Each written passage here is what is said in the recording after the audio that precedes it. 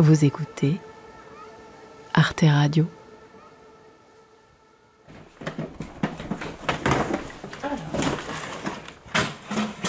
Quand je dis que je suis ouvrière et que je suis de la classe ouvrière, c'est un sentiment d'appartenance très fort pour moi. C'est un héritage que j'honore. C'est aussi fort que de dire la communauté lesbienne, la classe des femmes. C'est des choses que je me réapproprie lentement, mais c'est très important pour moi de faire honneur à ces gens-là. Du coup, le chantier du jour, ça va être là. Du coup, le nom de mon activité, c'est Brico Butch.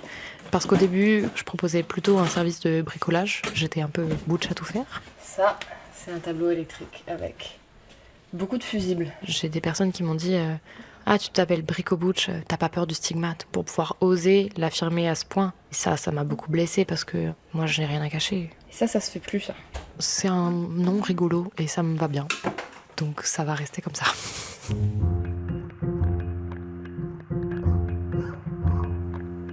Le plus souvent dans l'histoire, Anonyme était une femme. Les bras se sont levés, les bouches sont exclamées. Maintenant, il faut des mots. Ça dure toute la vie, une évasion. C'est tout le temps à refaire. Le féminisme est une révolution, pas un réaménagement des consignes marketing. Toutes ces vies, infiniment obscures, il reste à les enregistrer. Un podcast à soi, par Charlotte Bien-Aimée. Épisode 62. Une vie à soi. Léa, Brico Butch. 9 septembre 2025. L'été touche à sa fin. Demain, le mouvement citoyen Indignons-nous appelle à bloquer le pays. Les féministes organisent des zones d'occupation sur les places. Dans un même temps, une nouvelle flottille est en route pour tenter de briser le blocus à Gaza, où le génocide se poursuit. Les flammes des incendies de l'été ne sont pas encore éteintes, et je ne cesse de pleurer la mort de Caroline Grandjean-Pacou, l'institutrice qui s'est suicidée suite à un harcèlement lesbophobe et un manque de soutien de sa hiérarchie. Il nous faut du courage. Je puise dans l'amour de toutes celles qui ont illuminé mon été. Le rire des enfants dans la rivière, mais le silence aussi. Cette année, je me suis obligée à passer beaucoup de temps toute seule. J'ai la chance de pouvoir le faire. Apprendre à trouver la force dans la solitude et les émotions qui émergent. Définir mes limites. Ne pas me perdre dans l'anxiété qui me recouvre si souvent. Pour pouvoir continuer le travail qui nous attend, tenir la joie et les positions qui dérangent. Ne pas douter. Poursuivre la découverte de qui on est et s'ancrer ensemble. Ici, qu'est-ce qu'on a ? Ça, c'est les fils qui vont jusqu'à dehors, dans le bouton de la sonnette. Ça, c'est les plaques de cuisson. On voit parce que c'est plus épais que les autres fils. Toutes ces réflexions ont résonné fort avec le parcours de Léa que j'ai rencontré au début de l'été. Elle a 29 ans et elle est électricienne. Tu te souviens si tout ça c'était bien repéré ou est-ce que tu as l'impression qu'il y avait des trucs qu'on n'avait pas Léa trouvés ? se déplace en vélo dans tout Paris pour effectuer petits et grands travaux, en grande majorité pour des femmes et des personnes queer. Elle a grandi dans une petite ville de banlieue pavillonnaire, dans le 94, en région parisienne, et elle est issue d'une famille d'ouvriers qui travaillaient dans la restauration, la boulangerie, l'agriculture. On va quand même passer du temps à le repérer pour être sûr qu'on a bien tout. Ses parents se sont séparés lorsqu'elle avait 6 ans. Elle a été élevée par son père informaticien avec peu de moyens. Pour qu'ensuite, je puisse les reporter sur le futur tableau. Léa se définit comme une lesbienne butch, une lesbienne qui utilise les codes masculins. D'où le nom qu'elle a choisi pour son entreprise, Brico Butch. Et ce serait bien que ce soit deux choses différentes. Donc il y a marqué salle de bain haut et chambre. Ce jour-là, elle change le tableau électrique dans la petite maison d'Emmanuel, qui vit seule à Montreuil, Emmanuel, et héberge actuellement sa fille, son gendre et son petit-fils. est-ce qu'on peut aller vérifier dans la salle de bain du haut pour voir si le courant marche encore ? Qu'est-ce qui fonctionne maintenant ? Là tout de suite. En plafonnier ? Ouais. Rien. Rien. Ok. Quand j'étais petite, on était une famille nombreuse et on était habitués à ce qu'il y ait toujours du monde à la maison. Il y avait toujours des amis de mes frères et sœurs. Ils sont beaucoup plus âgés que moi. C'est plutôt des gens manuels aussi. Mon frère, il est mécano-moto. Donc il a commencé à bricoler ses scooters quand il avait 16 ans. J'étais encore trop petite pour pouvoir faire ça à l'époque, mais j'étais déjà hyper casse-cou, j'étais très énergique comme enfant. Je pense que c'était très difficile de me canaliser. J'ai eu 1000 activités, j'ai fait du judo, j'ai fait du basket, on m'a mis à faire du piano, du violon, du théâtre pendant je sais pas combien de temps. Je faisais du roller le soir. D'ailleurs, on m'a toujours dit « Dis donc, t'es hyper active, toi hein !» Puis j'étais pipelette, quoi, genre blablabla, je ne m'arrêtais pas de parler. J'avais pas énormément de copines, donc du coup j'allais au club lecture, j'allais à la médiathèque de la ville de banlieue pavillonnaire où on habitait. J'ai beaucoup lu, des trucs un peu dystopie, Twilight, The Hunger Games. J'étais un peu garçon manqué jusqu'à mes 14 ans à peu près. J'avais une espèce de coupe mi-longue aux épaules, mais du coup c'était vraiment hyper androgyne. Et puis bon, je n'ai pas du tout de poitrine, j'étais pas du tout féminine. Et je voulais pas faire les trucs de fille, quoi. Je voulais pas porter des slims, je voulais pas maquiller. Enfin, ça m'intéressait pas du tout. Pour ma mère, c'était vraiment une catastrophe. Elle disait que j'étais moche sans maquillage, que j'étais trop poilue, que j'étais pas assez ceci, pas assez cela. Elle voulait que je porte des soutiens-gorge. Et puis, quand t'as une présentation un peu alternative, on va dire, les enfants te le font bien sentir, quoi. En mode, t'es moche, t'es mal habillée, t'es mal coiffée. Enfin, bon, un peu les trucs classiques. J'ai aucun souvenir d'une jeune fille androgyne ou pas très féminine. Ça n'existait juste pas du tout. Il y avait qu'un seul modèle, quoi. Au bout d'un moment, j'ai fini par m'y conformer, mais vraiment uniquement par survie et pas du tout par envie. Enfin, genre, je portais pas des robes ou des jupes tous les jours, mais moi, j'avais les cheveux longs, je me maquillais un petit peu et j'étais plutôt enfermée dans une représentation d'une femme respectable. Ça, c'est des peignes, tu vois, c'est comme ça qu'on vient alimenter les circuits.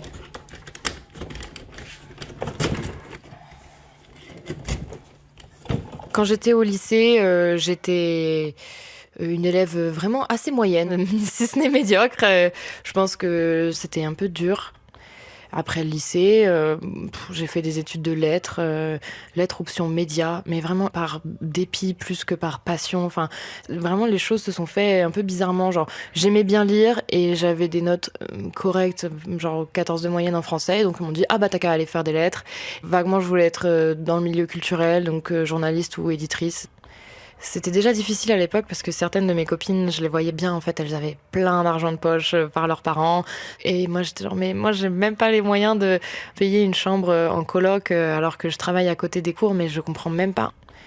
Je voyais pas d'autres possibilités que de devoir bosser et du coup de constater que certaines en avaient pas besoin parce que les parents avaient acheté un appartement quelque part et qu'elles logeaient gratuitement, parce que leurs parents leur payaient toutes leurs vacances et le moins de leurs loisirs. Et je pense que ça, c'est les premiers moments où j'ai vraiment constaté que il y a des différences de classe énormes parmi des gens que tu côtoies pourtant tous les jours.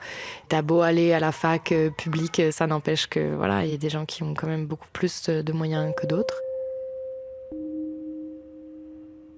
Moi, j'ai commencé à travailler, j'avais 16-17 ans.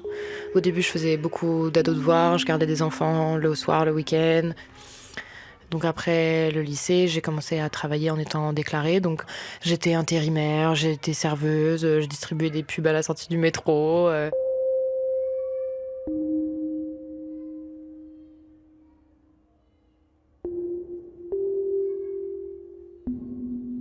J'ai eu pendant 1 an un contrat d'assistante éditoriale. Je travaillais dans une maison d'édition à mi-temps en plus de mes cours. Je corrigeais des textes, je recevais les manuscrits, je en faisais des petits résumés, je faisais du travail de petite main. Ça, c'est toujours ce que j'ai fait dans l'édition, le travail de petite main. T'as un abonnement heure plein heure creuse, ça te dit quelque chose ou pas? Non, je l'ai pas, mais j'aimerais bien l'avoir. Ah, t'aimerais bien l'avoir. Ok, donc ça veut dire qu'il faut que je le prévoie. J'avais pas les codes culturels, enfin j'avais pas lu les livres qu'il fallait, j'allais pas aux expos qui leur paraissaient intéressantes, on regardait pas les mêmes films. Et puis même, ils ont l'impression de participer à des valeurs de gauche parce que c'est le milieu de la culture, donc du coup c'est pas comme s'ils bossaient dans une banque, quoi. Mais ça veut pas forcément dire qu'ils s'intéressent aux conditions de travail des uns et des autres. Enfin, dans les maisons d'édition, les stages, ils sont indemnisés au minimum du minimum, parfois moins de 600 € par mois, 35 heures par semaine pour 600 €, sur lequel tu n'as évidemment aucune cotisation sociale qui compte pas pour la retraite. Enfin, on nous déduisait même nos tickets restaurants. La plupart des étudiants qui étaient en stage avec moi, ils avaient des parents qui étaient derrière eux et qui pouvaient leur payer le loyer, ce qui n'était pas mon cas. Le chauffe-eau, c'est avec le ballon d'eau chaude. Et il y a aussi une chaudière. Une chaudière à gaz. Ok. Donc la chaudière à gaz, c'est pour les radiateurs. Et le chauffe-eau, c'est pour l'eau. L'eau chaude. L'eau chaude, ok. Là, je le vois pas, mais c'est vrai qu'ici, il y a une étiquette ballon. Donc peut-être que c'est ça. Ce serait celui-là. Ah non, pour moi, ça, ce serait le ballon. Et ça, ce serait ce qui protège ce truc qui est le contacteur. Ok, je vois. Quand j'étais en stage, j'avais un deuxième travail à côté qui était d'être serveuse.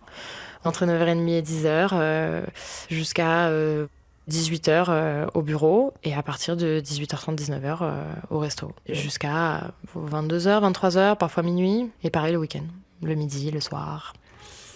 Quand ma responsable s'est rendue compte que j'avais un travail le week-end, en plus du stage où elle me faisait bien travailler, elle m'a dit « Attends, mais tu travailles au bureau ici, et après, le soir, tu es serveuse. Et en plus, tu as ton engagement associatif à côté de ça. » Je dis « Oui. » Elle me dit « Tu sais, Léa, ce que j'adore chez toi, c'est que tu es une jeune femme tellement dynamique. » Et ça, c'est une manière bourgeoise de dire « Ah, je comprends pas comment tu fais. » En fait, elle pouvait pas se figurer que j'avais besoin de payer mon loyer toute seule et que l'argent que je recevais en stage ne suffisait évidemment pas à couvrir ces frais-là.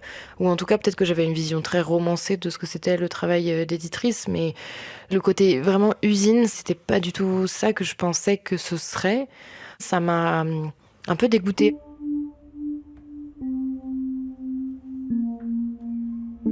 J'avais des crises d'angoisse au bureau, j'arrivais pas du tout à m'organiser, je comprenais pas ce qu'on me demandait, j'arrivais plus en fait. Et là, je me suis rendu compte que c'était pas pour moi. Mais en même temps, je savais pas trop quoi faire d'autre, quoi. J'avais sacrifié tellement pour arriver jusque-là et je n'arrivais pas à me dire mais qu'est-ce que je pourrais faire pour gagner suffisamment bien ma vie pour pouvoir sortir d'un mode survie, quoi. Je travaillais tellement, en fait, tout était une économie de petites demi-heures grappillées par-ci par-là. Je me souviens de dire à ma psy même, j'aimerais bien que tout s'arrête. Et là, je me suis dit, mais je sais faire plein de choses.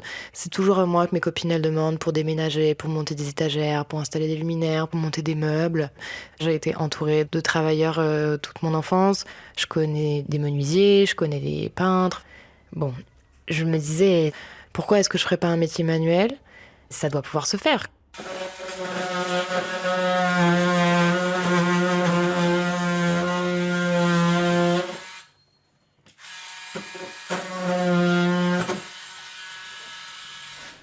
Emmanuel, je pense que je vais finir par quand même devoir ouvrir le haut là, parce que du coup le tableau, tu vois, il rentre pas pile dans l'interstice là. Ici, là, ça coince. Et ça, je peux pas le casser, puisque ça appartient à EDF. Tu vois. Et en effet, à partir de là, elle est maintenue par le câble. Attends.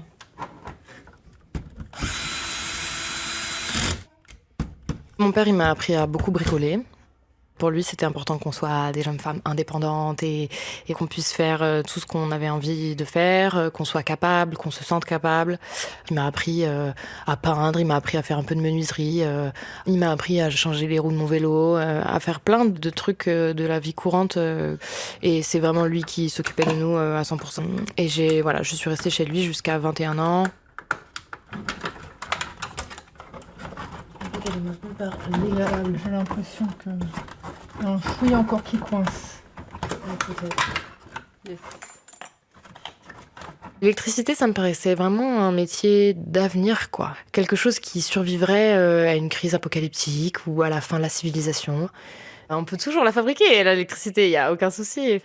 C'est une ressource inépuisable, après ça dépend comment est-ce qu'elle est exploitée. La plupart des gens ne savent pas trop comment ça fonctionne. Mes clients, quand ils m'appellent, ils me disent « j'ai un problème avec mon compteur ». En fait, c'est avec leur tableau. Enfin, les gens confondent, ils disent « les plombs ont sauté ». En fait, c'est pas ça. Enfin, et puis, c'est un savoir qui a l'air un peu mystérieux. Du coup, ça m'intéressait d'en apprendre plus, de comprendre à quoi ça servait, d'où ça vient. Et du coup, en mars 2021, j'ai tapé formation électricité sur Google. Les premières réponses qui sont tombées, c'est un centre de formation à Port-des-Lilas. Je m'y suis inscrite et voilà.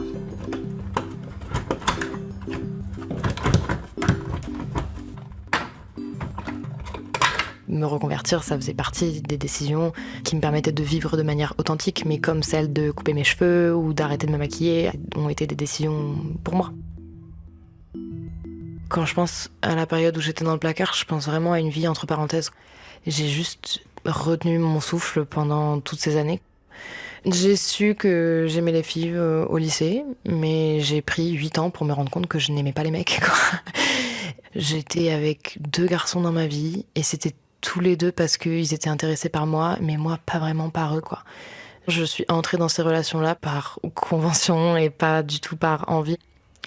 Je pense à ces années avec juste beaucoup de tristesse pour l'enfant et l'adolescente que j'ai été. C'était des années où j'étais très malheureuse, très en colère, sans vraiment pouvoir mettre un mot sur qu'est-ce qui me rendait autant malade. Et du coup, j'en suis sortie en 2019. J'habitais avec mon ex à l'époque et je savais que je voulais partir. Mais comme c'était quelqu'un qui gagnait beaucoup mieux sa vie que moi, j'avais commencé à être financièrement dépendante de lui. Et comme moi, je gagnais vraiment pas beaucoup d'argent, je lui en devais beaucoup. C'était, on va dire, vraiment très difficile à vivre, mais sans pouvoir vraiment non plus dire c'était quoi le véritable problème. Parce que j'avais plein d'amis aussi qui étaient dans des relations horribles avec d'autres hommes, donc du coup j'étais genre ah on va en parler ensemble, mais en fait le vrai problème pour moi c'était que j'étais lesbienne. Mais j'arrivais pas juste à le dire, quoi. J'arrivais pas du tout à me le formuler à l'époque. En 2019, j'ai fini par le dire. Et du coup, j'ai passé l'année 2019 en me disant il faut que je gagne de l'argent pour que j'arrive à le rembourser et lui demander de partir ou partir.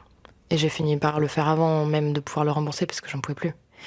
Et à partir de là, j'ai juste vécu pour moi. Les filles, Manuel, on en reparle tout à l'heure de qu'est-ce qu'on en fait. Quoi? Qu'est-ce qu'on en fait de ces fils-là? Qu'est-ce que t'en penses? Alors, les câbles blancs, c'est quoi? Je te les coupe ou pas? Je pense que c'est les alarmes. Non? C'est ça? On peut pas essayer de l'enlever par là? Oui, si tu veux. Je peux les couper ici. Ça, je sais pas ce que c'est que ce truc. Ça, c'est un fil de neutre qui va dans ta prise. Tu vois, ce fil-là, ce fil bleu-là, on pourrait essayer de le rentrer dedans. Et ces trucs-là, je peux... Par contre, fais gaffe à la goulotte parce que c'est elle qui risque de te casser. Non, ça va pas.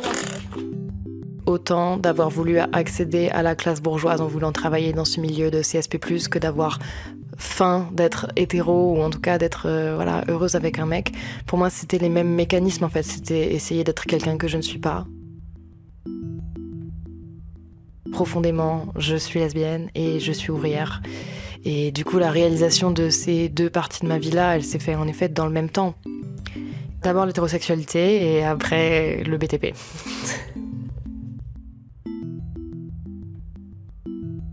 C'est allé assez vite en vrai. J'avais peur de me couper les cheveux quand je travaillais dans l'édition parce que j'avais peur de la discrimination, de paraître trop lesbienne. Mais en fait, une fois que j'avais un peu acté que ce milieu n'était pas pour moi, c'est là que je me suis coupé les cheveux. J'étais genre, je n'ai plus rien à cacher et je n'ai plus rien à prouver à ces gens. C'est juste comme ça que je suis la plus à l'aise, la plus confortable. C'est comme ça que je m'aime le plus. C'est juste moi. C'est des choses que j'avais toujours voulu faire. Et je me souviens quand j'avais essayé vers 14 ans d'avoir les cheveux courts, ma mère n'a pas voulu, elle m'a forcé à garder des cheveux mi-longs, c'était moche. Tout ce que j'avais besoin, c'est d'une coupe encore plus courte. Voilà, d'aller chez un barbier, quoi. Une fois que j'ai décidé de me couper les cheveux, j'ai juste décidé de revenir à mon style de garçon manqué de l'époque. Et j'ai recommencé à porter des vêtements de garçon et un style vestimentaire beaucoup plus masculin. J'avais commencé à me tatouer déjà depuis longtemps et du coup, juste l'esthétique est tombée en place. Tout s'est bien cliqué. Et les tatouages, ils racontent quoi? Moi, c'est pas mal des animaux, je crois. J'ai un bateau, j'ai une toile d'araignée, j'ai des petits couteaux, j'ai un immense tatouage dans le dos d'une chevalière qui combat un dragon. Trop classe, quoi. J'adore l'idée de la transformation physique. Ce dernier bout de peau. Après, c'est un truc de gens du bâtiment aussi, d'être très tatoué. C'est dans notre culture. C'est un truc qui me permettait de gagner des points auprès de mes anciens collègues. Parce que du coup, quand ils voyaient que j'étais très tatouée, ils se disaient, voilà, celle-là, c'est pas une chochotte, quoi. Juste avant de me couper les cheveux, j'ai lu un roman qui m'a bouleversée, qui s'appelle Stone Butch Blues, de Leslie Fenberg, sur la culture lesbienne des années 50, 60, 70 aux États-Unis, qui raconte l'histoire des couples de butch et de femme.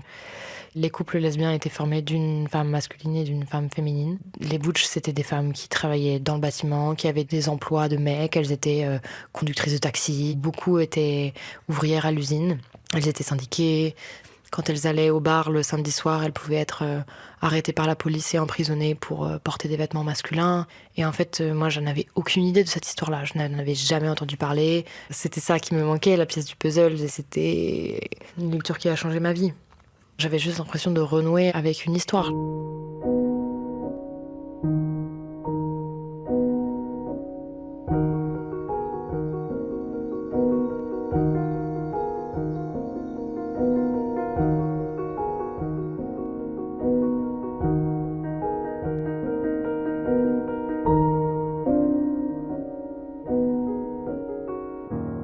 Le prof que j'ai eu au téléphone quand j'ai contacté le CFA m'a dit ah mais c'est génial, vous êtes une femme, vous allez vous sentir super bien dans cette formation, vous savez, vous avez des capacités de réflexion tellement meilleures que les hommes, vous pouvez faire 2 choses à la fois, c'est prouvé scientifiquement. Il insistait en mode c'est bien qu'il y ait des femmes dans le bâtiment, j'étais genre ouais, quand tu vas voir la gueule de la femme parce que tu vas faire pas la même tête, mais bon.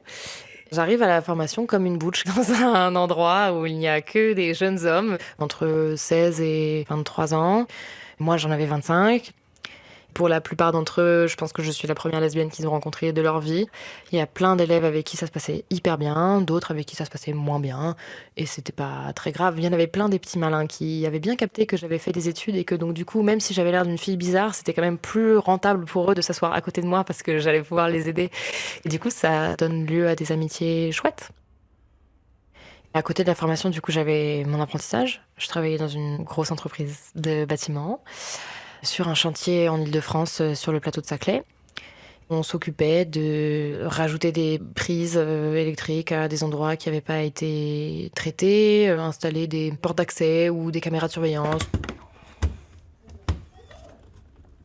Pour la première fois, j'avais l'impression de me sentir utile, douée pour quelque chose. Juste forte aussi, parce que comparé à certains ouvriers, j'étais beaucoup plus jeune. Donc en fait, ils me faisaient porter les trucs lourds. Ils étaient en mode « Ah ouais, les petits jeunes, vous allez porter l'escabeau et tout ».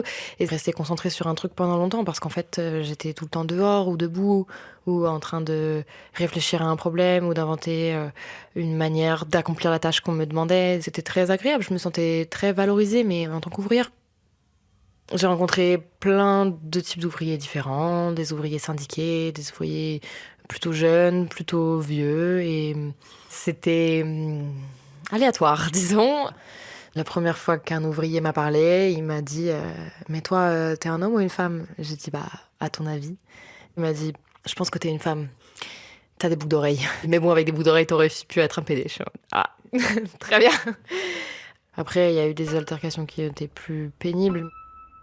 On se moquait de mon apparence et il y a un ouvrier avec qui il y a eu un peu une altercation. Et la réponse de la RH a été horrible. Du coup, c'est plus le centre de formation qui m'a dit « Non, tu peux pas y retourner. Il faudrait que tu retrouves un autre apprentissage. » Et quand je passais des entretiens et qu'on me disait « Comment ça s'est passé à votre dernier apprentissage ?» Je disais « Bah, j'ai subi du harcèlement. » Et c'était genre « Ah ouais, c'est vraiment dommage. Après, tu connais les mecs, hein. On peut pas vraiment te garantir que ça n'arrivera pas chez nous non plus. Mais bon, t'as l'air d'être fort de caractère, donc ça devrait bien se passer. » Ça me donnait pas du tout envie de postuler.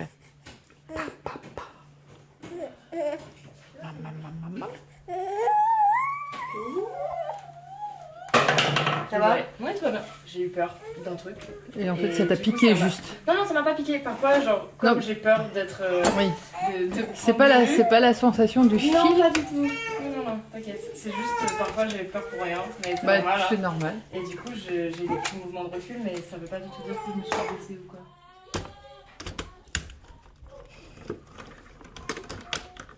J'ai rencontré un collectif d'artisanes, de femmes qui aiment bricoler ensemble à Montreuil. Elles se sont retrouvées toutes autour d'un projet de construction de leur local, ce qui est un chantier participatif en non-mixité qui a duré plusieurs années. Moi, j'ai participé à la partie isolation des murs extérieurs.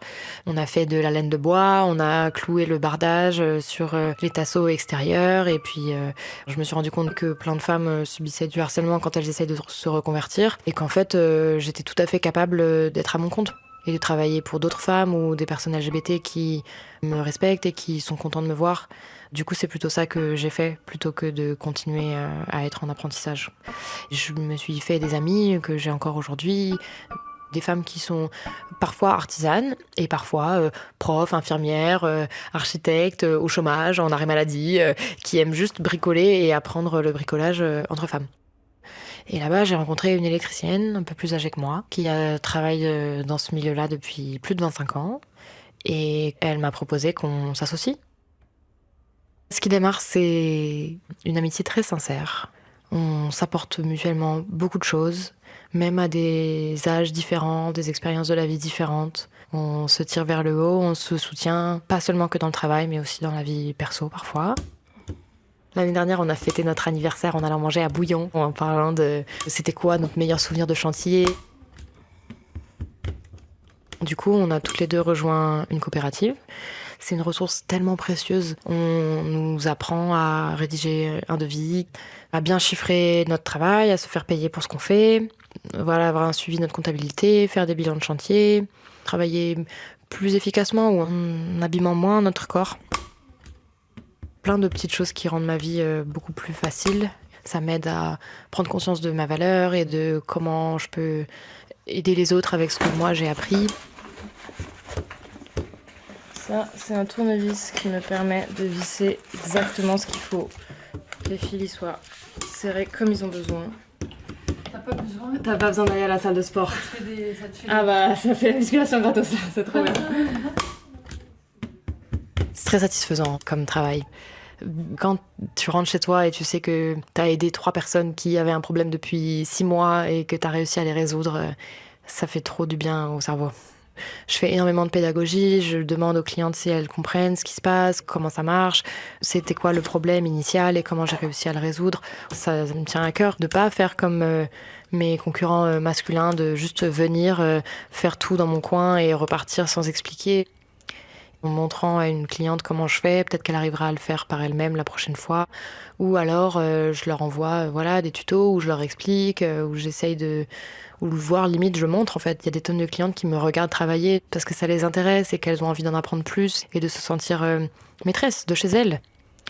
C'est pas mystique les savoirs du bâtiment, c'est juste de la mécanique et de la physique. Par exemple, telle poudre, le plâtre, ça réagit comme ça, la peinture, ça marche comme ça sèche comme ça, un mur, ça se prépare. Bon, c'est comme apprendre une nouvelle recette de cuisine ou une nouvelle danse, une nouvelle activité, c'est comme apprendre du crochet. C'est jamais une question de force physique, d'intelligence, c'est que une question de prise de confiance en soi et d'apprentissage, quoi.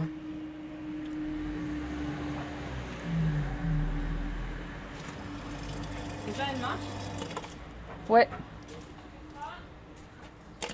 Elle marche beaucoup moins bien. Il faut que l'appartement il soit au service des meufs qui y vivent. Pour moi, c'est vraiment la priorité, quoi. Bah, pas du tout. Que les choses soient bien repérées, que ce soit fluide, en fait, qu'elles puissent être bien chez elles et que, en tout cas, la partie qui me concerne, qui soit l'électricité, ce soit jamais un truc auquel elles doivent penser en plus de tout le reste des choses auxquelles elles doivent penser.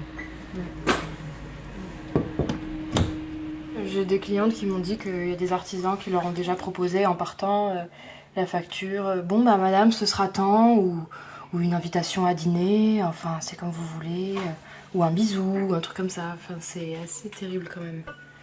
Ouais. Moi, c'est pas du tout mon cas. D'avoir peur ou de pas avoir confiance en moi ou de pas savoir faire. Et j'ai pas envie de dépendre d'un mec dans mon quotidien. Donc c'est important que je sache faire les choses. Et puis aussi, on était d'une famille qui n'aurait pas les moyens de faire. Et c'est aussi pour ça que mon père me l'a appris. Mon père, il est extrêmement content pour moi. Il me le dit très souvent que j'ai beaucoup de courage d'avoir fait tout ça, qu'il est très fier de moi. Il est déjà venu sur quelques-uns de mes chantiers. Il était genre, waouh, c'est toi qui as fait tout ça. Je dis, ouais. Il m'a dit, purée, c'est du boulot. Ou je lui montre des photos, des vidéos de ce que je fais. Il est très encourageant. Et je sais que si j'ai une galère ou que je sors d'un chantier éprouvant ou que je suis dans les bouchons en voiture, je peux toujours l'appeler pour lui raconter ma journée. Une fois, j'ai fait du carrelage par 30 degrés et il m'a dit, mais pourquoi t'as fait ça? Tu sais très bien que ça sèche trop vite. Et j'étais genre, mais oui, t'as raison, bon sang, je suis trop bête. Il m'a dit, mais c'est pas grave, tu vas gratter les joints et puis tu vas refaire et puis il y a pas de souci. Enfin, il est toujours de bons conseils et je mesure la chance que c'est d'avoir quelqu'un comme lui dans ma vie.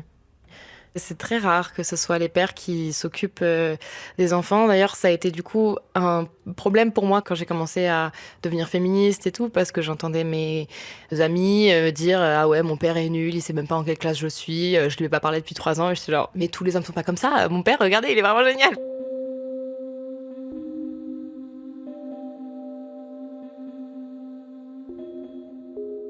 Avec ma mère, on s'est pas parlé depuis 10 ans. C'est pas quelqu'un qui appréciait qui j'étais, je pense, et qui avait une idée plutôt bien claire sur comment est-ce que devaient vivre ses enfants, et je n'y correspondais pas.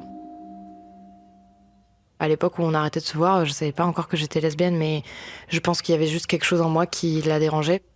J'étais déjà, un peu particulière, quoi. Enfin, je sais pas, et ça lui convenait pas. Moi, je suis contente d'être dans la vie des gens qui ont envie de ma présence. Ça s'applique pour les gens de la famille comme pour n'importe quelle autre personne. J'ai pas trop l'intention, de garder dans ma vie des gens qui m'apprécient pas pour ce que je suis. Donc là, il me reste que les lumières à placer.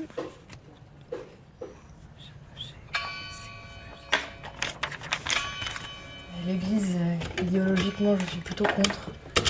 Mais la fonction de dire l'heure, ça c'est bien pratique. Du coup, j'ai installé une appli qui fait clocher d'église. Comme ça, je peux dire le temps qui passe.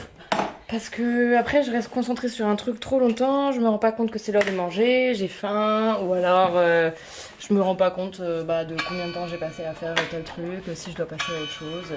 Puis même pour partir à l'heure aussi le soir, quand tu commences à entendre 5 heures, tu te dis bon, va falloir tarder.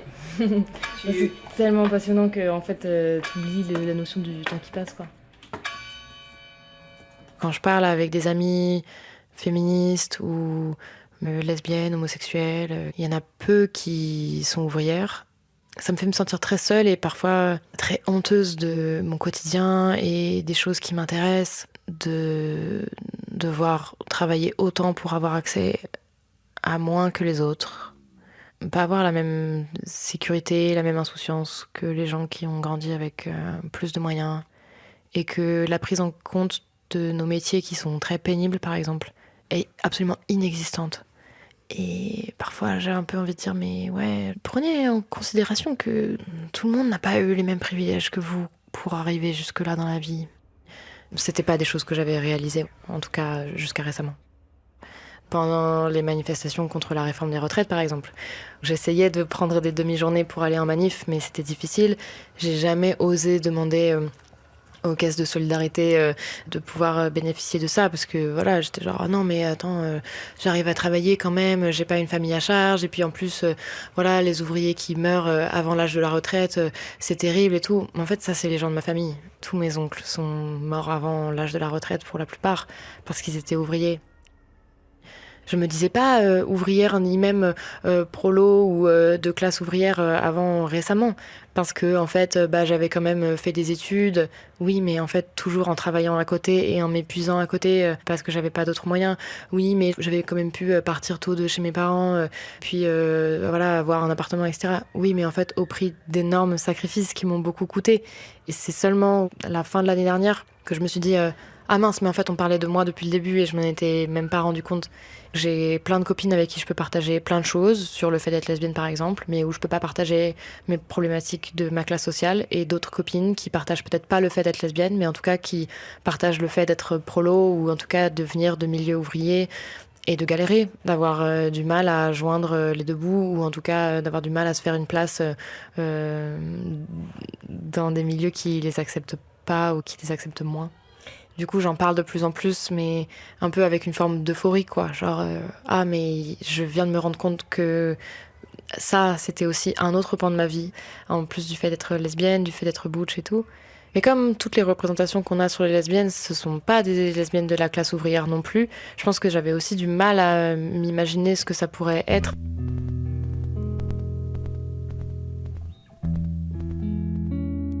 Vraiment, les lesbiennes masculines, il y a des jours où on s'en prend quand même vraiment plein la gueule, c'est assez terrible. Le fait d'avoir une apparence vraiment masculine, ça peut être réprimé, mais vraiment très violemment, parce que les hommes estiment qu'on n'a pas à s'habiller comme ça, qu'on n'a pas à agir comme ça, qu'on n'a pas à leur répondre, alors que c'est quand même vraiment pas simple d'être autant visible parfois.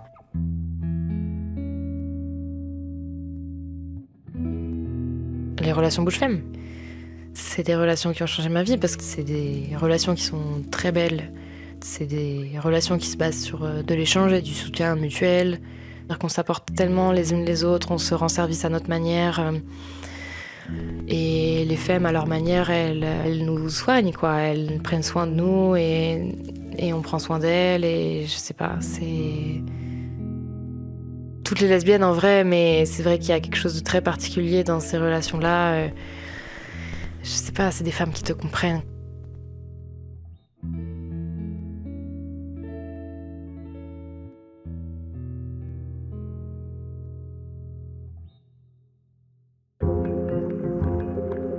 C'était un podcast à soi de Charlotte Bien-Aimée, réalisé par Gary Salin. Illustration Anna Vanda Gogusset. Merci à Emmanuel et à sa famille, ainsi qu'à Label Gwyn qui m'a fait connaître le travail de Léa. Un podcast à soi est produit par Arte Radio. Vous pouvez le réécouter sur toutes les plateformes de podcast et sur le site arteradio.com. Vous pouvez m'écrire à l'adresse unpodcastasoi@artefrance.fr, sur le Facebook d'Arte Radio ou l'Instagram Charlotte Bien-Aimée. Et si l'envie vous en dit, vous pouvez prolonger l'écoute avec un livre à soi ou l'épisode 13 d'un podcast à soi, Entre femmes. Vive la radio, vive les podcasts, vive la révolution féministe.